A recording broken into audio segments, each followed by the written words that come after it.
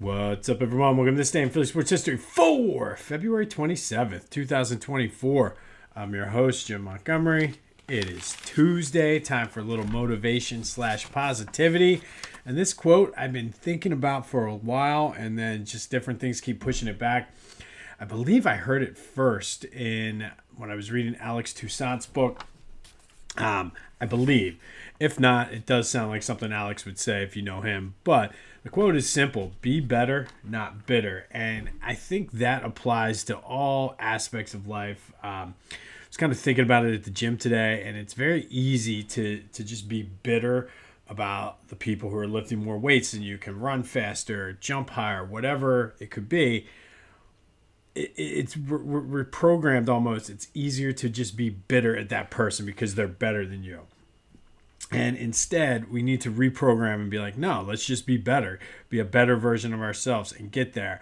Because while I was in my moment of bitterness, I guess you could say, I realized that since January 1st, almost 2 months now since I started this, I'm able to do, before I was barely able to do 10 push-ups. Now I'm doing 5 sets of 10, no problem. I'm able to lift more weights. So I think, again, I'm applying this right now to working out and the losing weight journey. But, I mean, at work, I'm dealing with things at work that it's very easy to be bitter about, just with the way certain things are going and different things like that. But instead, just be like, all right, let's work within the parameters and just be better instead of being bitter. Even with podcasting stuff, and this is not a slight against anyone out there, but I look at some of the content that people are putting out, and I look at what I have, and I see their followers, and it's just like, man, my stuff is way better than that.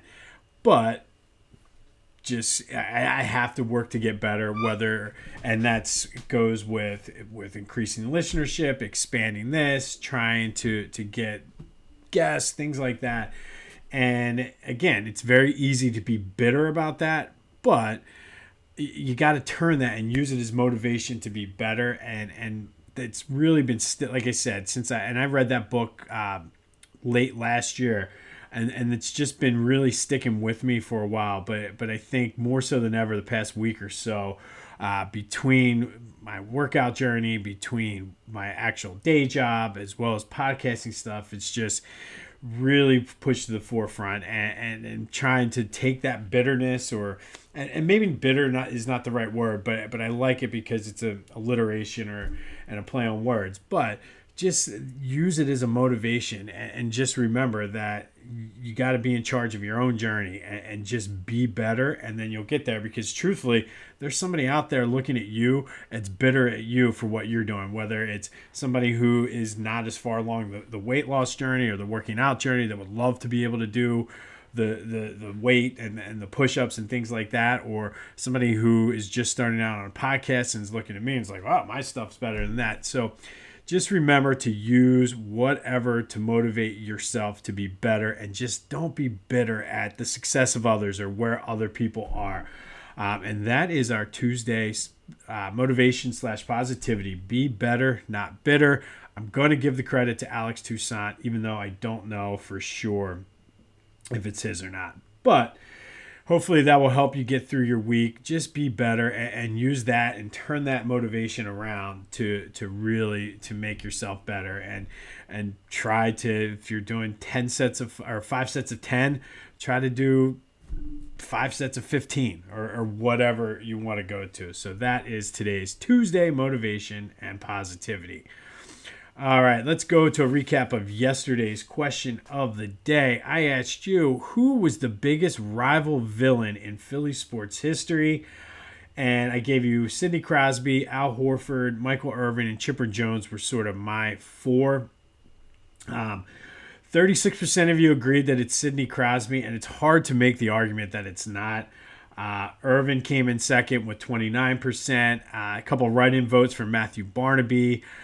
Despite the fact I tried to keep it guys that didn't play here, I had a few people write in about Ben Simmons, and it's hard to argue that one. I mean, as much as I wanted to keep it this way, there's not much I can do about that. Ben Simmons is up there.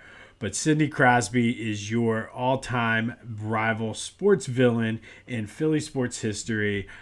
As of now, I'm sure, depending on the season and what's going on, we will always get to somewhere else. But thank you, as always, for participating in the question of the day. 267-495-8531 gets you into the voice and text line. All right, Flyers in action against Tampa Bay tonight. Big game for them, and again, we're slowly inching toward the trade deadline for them and just seeing what they are going to do. Sixers with a tough one up in Boston. It could be, and wait for it, could be a Boston massacre tonight. Boston's a far better team right now, and this could be ugly, but we'll be watching to support. If it gets to be too bad, be sure to check out Back to the Future. I sat down with Brian Michael from A League Apart. It's an exhibition on the legacy of the barrier breakers as well as just the Negro Leagues in general in the Philadelphia region. Learned a lot just sitting down with him. A League Apart is an exhibit at Camden County College now through May. I believe it's May 20th, but now through May, so you can see it for the rest of Black History Month, or if you get down in March for Women's History Month, there is a women's history aspect to that. But be sure to check out the interview I did with Brian on Back to the Future with a PH, wherever you get your podcasts, as well as on YouTube. And again, Back to the Future is going to be sort of that interview / special event type platform. So be sure to check that out. And the best way to do that is just subscribe to the YouTube channel, Jimbo_Mont, and get your notifications sent all the time. There is an event tomorrow night.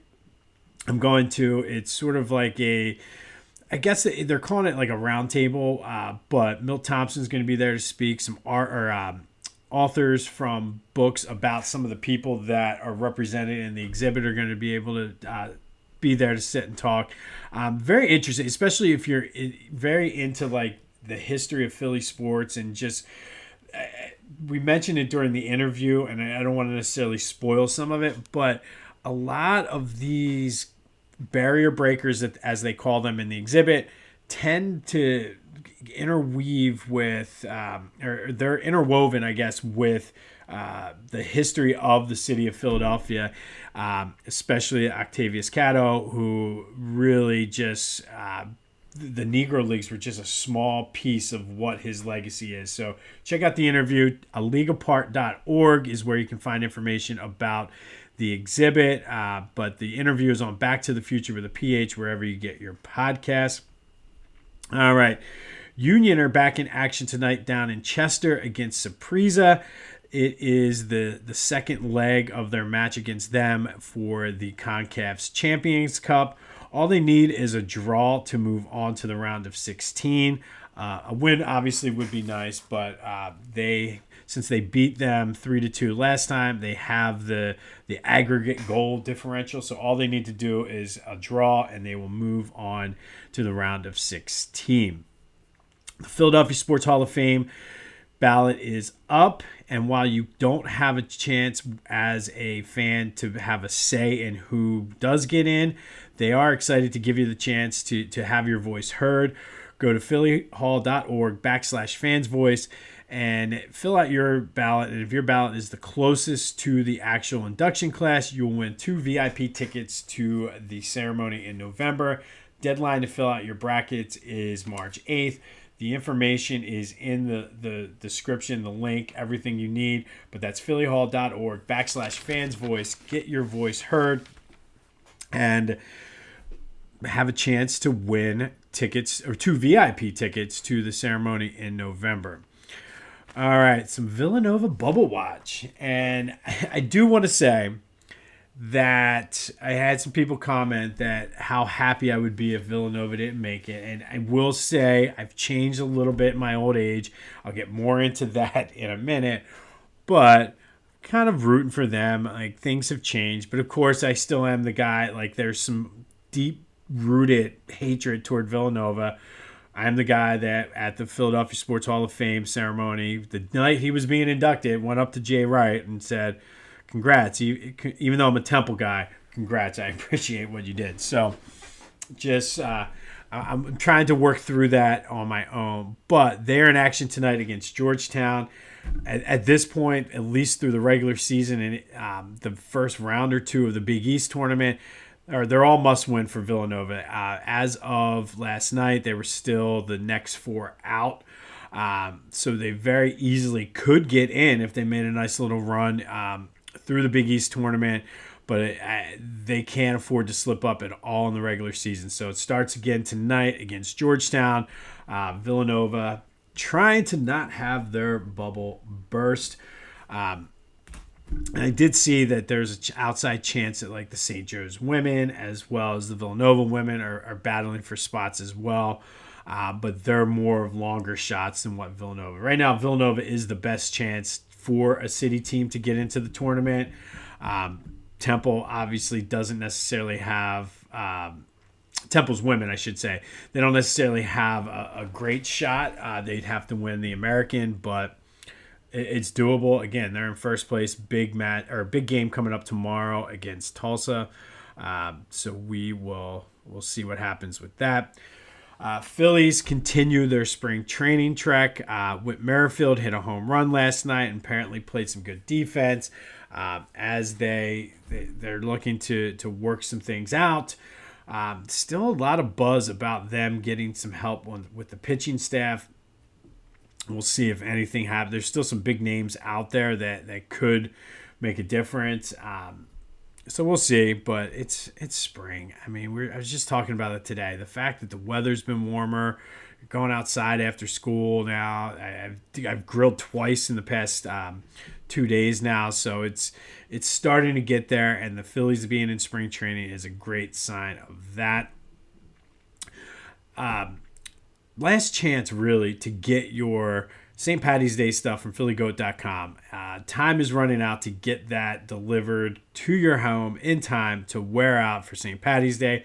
They have a wide selection of St. Patty's Day shirts. They have the fans that you could have, the Philly Fanatic canvas shoes, or get the McGillans, the ones with the shamrocks. They're awesome. I'm probably going to get a pair of them too to wear around this summer.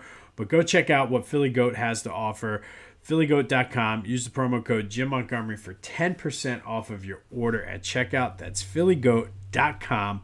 Promo code Jim Montgomery at checkout for 10% off of your order. It's getting warmer. Get your spring gear ready. Everybody loves a good t-shirt, and Philly Goat has a ton of them. So go check them out. Get your t-shirt. Even if you're not a 4for4 person, they have other Philly-centric stuff that you can get. So phillygoat.com, promo code Jim Montgomery for 10% off of your order.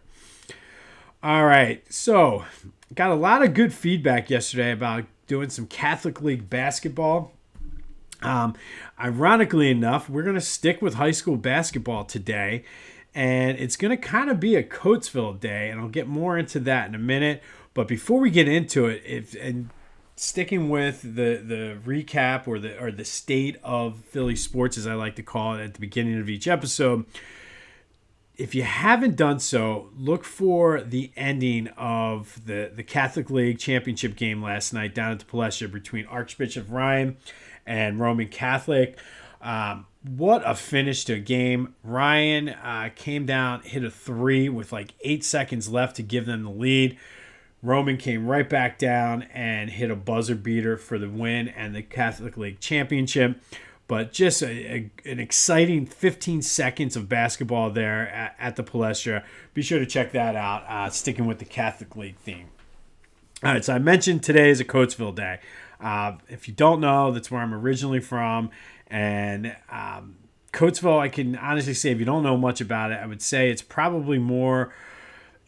literally to me is a microcosm of the city of Philadelphia. There is a ton of just pride from people from Coatesville, just like there's a lot of just pride for people from Philly.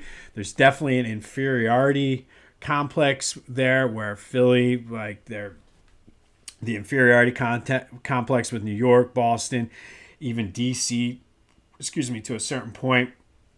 Coatesville definitely inferiority complex with Downingtown, Westchester, this, that, and the other. So there's a similarity there. Obviously a blue-collar town, steel town, hardworking. people that sort of the actual city itself. So there's definitely, like I said, everybody always asks about it and to describe it, and I always say it's a perfect microcosm of Philadelphia, just 40 minutes or 40 miles west, depending on how you want to slice it up, and sometimes it's more than that depending on traffic. But even though I've spent more time, more than half, I don't even know how to, whatever. I spent 18 years in Coatesville, more than that because I'm way older than 36. Outside of Coatesville, there's still some sort of sense of pride when it comes to that. So on this day, back in 1996, February 27, 1996, it was one of the most anticipated suburban high school basketball games in the Philly region, probably of all time. It pitted Coatesville against Lower Merion in the District 1 semifinals down at the Palestra. Coatesville came in as the better team overall. Obviously, Lower Merion had Kobe Bryant, who was the better player. But Coatesville, if you had to, I don't know if they even do such thing for high school, but if you had to put a line on it, Coatesville was probably like a 2.5, 3-point favorite heading into this game, just because of the having the better team. The game itself was delayed 15 minutes because of traffic. That's how big and everybody wanted to get to this game and see it. In fact, the Coatesville bus got stuck in traffic, which is why they had to delay the game 15 minutes. Scalpers were everywhere outside of the Palestra. The Palestra seats 8,700. They had probably 10 to 11,000 people in the arena once they stopped letting people in. It was crazy. I actually took a bus down with my brother, just because there was a couple fan buses going down, and because we got there late, we were able to get in, but we had to sit in the aisle behind one of the baskets. And the crowd was electric the entire game. One of the most insane plays I've ever seen on any level of basketball live, but specifically for high school. Lower Merion's point guard was coming down, went to the left wing, threw up an alley-oop, which Kobe took like 2 steps inside the foul line, jumped, grabbed it with his back to the basket, did a reverse alley-oop right in front of the basket we were sitting in.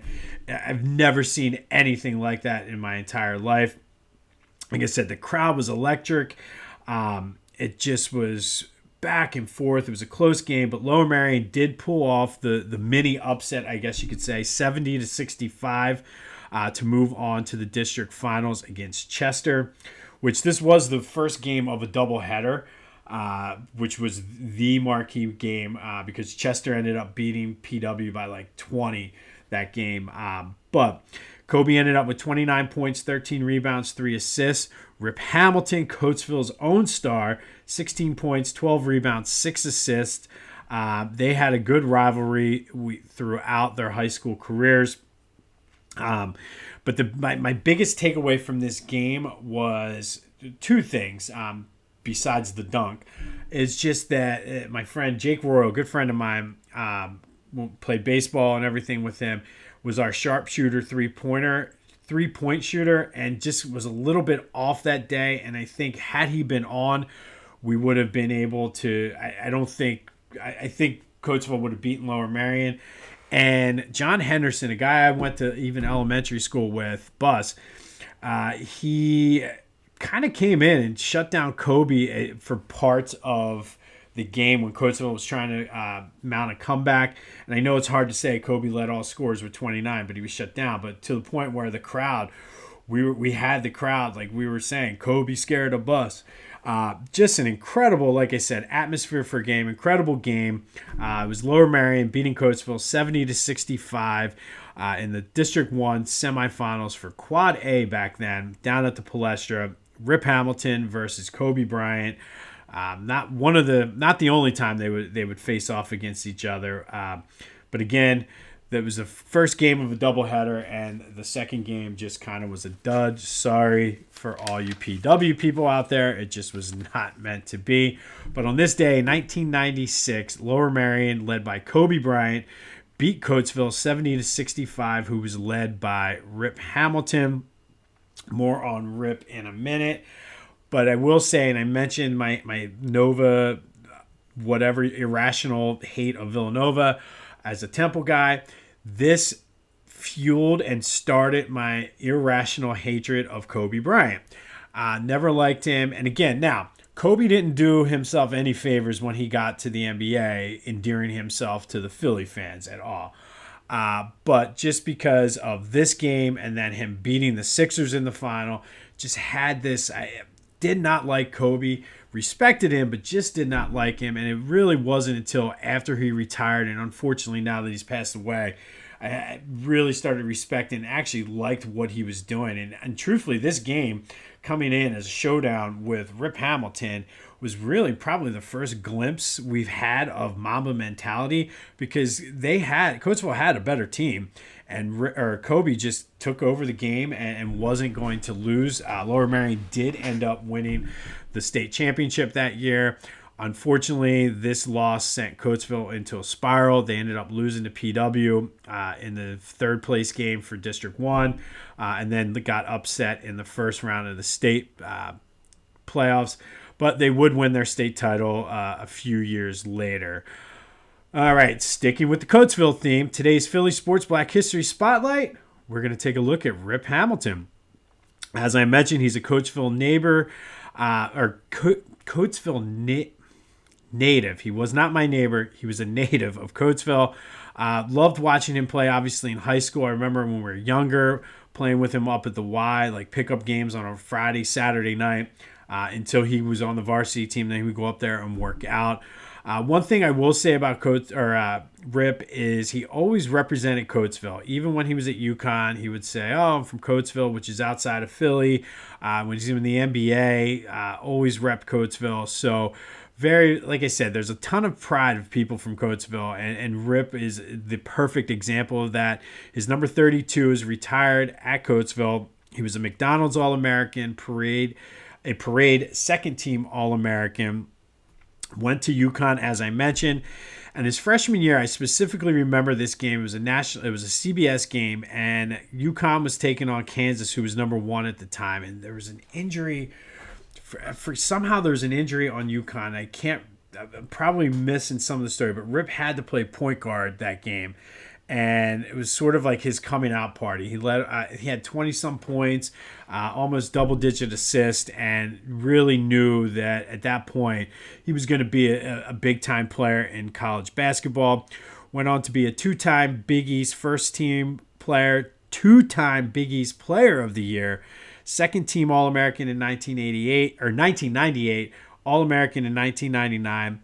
Won the NCAA championship in 1999 over Duke. And yes, I will always hate Duke, and irrational or not, it was good to see one of my hometown guys beat the hated Duke Blue Devils in 1999.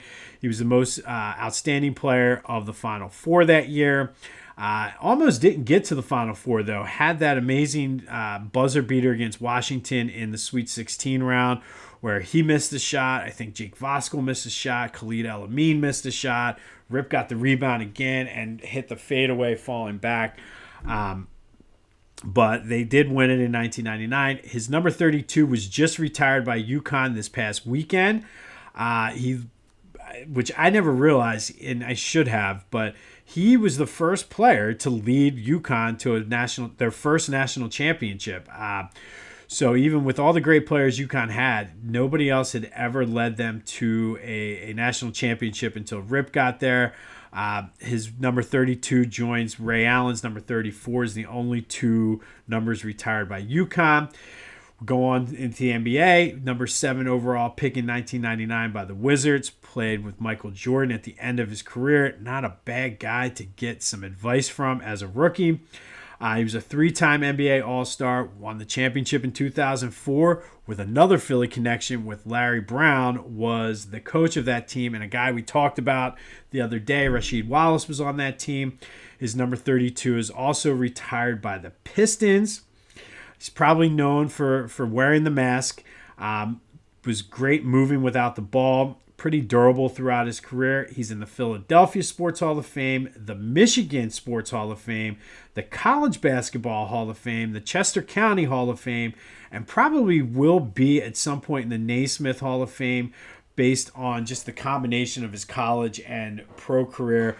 But today's Philly Sports Black History Spotlight is on Richard Rip Hamilton, the Coatesville native, on Coatesville Day here on this day in Philly sports history. All of that, though, leads us to the question of the day. One of Rip's, the thing that he was most known for in the NBA was wearing the mask. So I wanted to ask you and have a little bit of fun with this. Which NBA player wore the mask the best? We did this with numbers not too long ago, so we're going to do it with the mask. Who wore it best? Was it Rip? Is it Joe with the Phantom of the Process mask? Was it Bill Laimbeer, the old school, or LeBron James, who wore it on 2 occasions, one with the Cavaliers, one with the Heat? Let me know. 267-495-8531. Get you in. Who wore the mask, the face mask, the best? Was it Rip Hamilton, Joel Embiid, Bill Laimbeer, or LeBron James? Let me know. 267-495-8531. Let's have a little bit of fun with this in honor of today's Philly Sports Black History Spotlight on Rip Hamilton. Also, on this day back in 1996, Rip's Coatesville Red Raiders lost to Kobe Bryant's Lower Merion Aces 70-65 in the PIAA District 1 semifinals down at the Palestra, in just an insane atmosphere down there. Just one of the most top 5 games I've ever been to any sport, and quite possibly the most electric crowd of a game I've ever been to. And I've been to a few NFC Championship games. I don't think anything tops just how electric the crowd was that night. But on this day, it was Kobe Bryant and Lower Merion beating Rip Hamilton and Coatesville 70-65. Be sure to check out Back to the Future and my interview with Brian Michael. Good luck to the Flyers and Sixers tonight. Let me know who wore the mask the best. Was it Joe, Rip, Bill Laimbeer, or LeBron James? 267-495-8531 gets you in. And don't forget to check out the end of that Roman Ryan game, because it was definitely it would have been speaking of an electric atmosphere, that would have been a great game to be at down at the Palestra. But it's supposed to be a little rainy this afternoon, so if you can get out this afternoon, it's going to be in the mid-60s. Try to enjoy it before the rain comes. This has been This Day in Philly Sports History. I'm Jim Montgomery. And until next time, I'll see you when I see you.